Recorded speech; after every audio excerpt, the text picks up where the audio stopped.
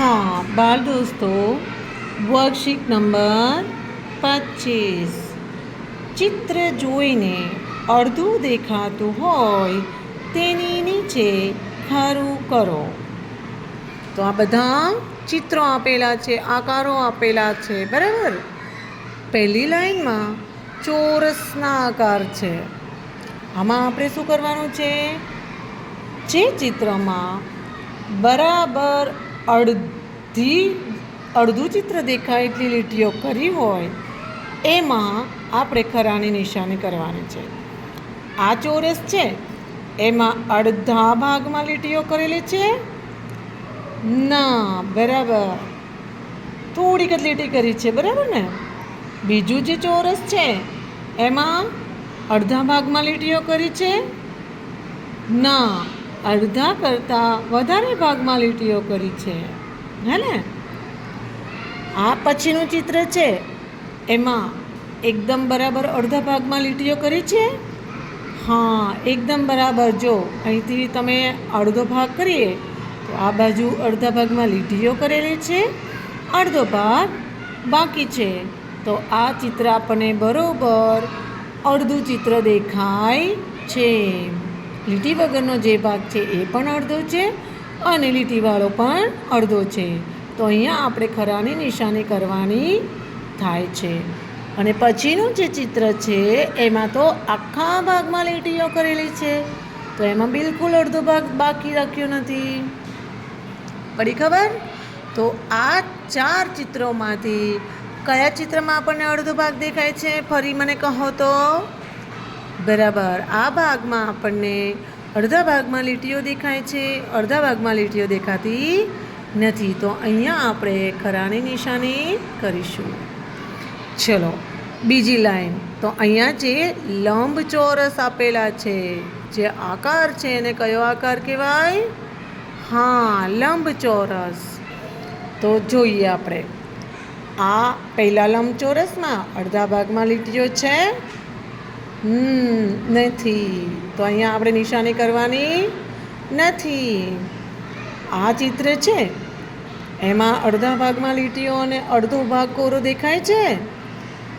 હા, તો અહીંયા આપણે શું કરવું? નિશાની કરવાની કે નહીં કરવાની? એકદમ બરાબર કે અહીંયા નિશાની કરવાની. કેમ કે એનો અડધો ભાગ લીટીવાળો છે ને બરાબર અડધો ભાગ ખાલી છે. એના પછીનું જે ચિત્ર છે એમાં વધારે ભાગ ખાલી છે, થોડાક ભાગમાં લીટીઓ કરેલી છે, એટલે એ બરાબર અડધો નથી, તો નિશાન કરવાનું નહીં કરવાનું. આ જે ભાગ છે એમાં બધામાં લીટીઓ કરેલી છે, તો આમાં અડધો ભાગ બાકી નથી. હા, તો દોસ્તો મને ફરી કહો તો કે આ 4 ચિત્રમાંથી કયું ચિત્ર એવું છે જેમાં અડધો ભાગ લીટીવાળો છે અને અડધો ભાગ ખાલી છે? બીજા નંબરનું ચિત્ર. એકદમ બરાબર. તો અહીંયા આપણે શું કરીશું? નિશાની કરીશું ખરાની. એના પછી નીચે ગોળ આકાર આપેલો છે, ગોળ, હે ને. હવે આમાં આપણે જોઈએ કે બરાબર જ્યાં અડધો ભાગ લીટીવાળો અને અડધો ભાગ લીટી વગરનો કયો છે? આમાં અડધો ભાગ લીટીવાળો છે નથી, થોડીક જ લીટીઓ છે. આમાં આ ગોળમાં શું છે? વધારે લીટીઓ છે ને થોડું ખાલી બાકી છે. આ ભાગમાં શું છે? કે આખા ગોળમાં લીટીઓ છે. આ ભાગમાં શું છે? વેરી ગુડ, અડધા ભાગમાં લીટીઓ છે, અડધા ભાગમાં નથી. ચલો, તો હવે આ 4માંથી આપણે કયા ચિત્રમાં આપણે ખરાની નિશાની કરવાની થશે?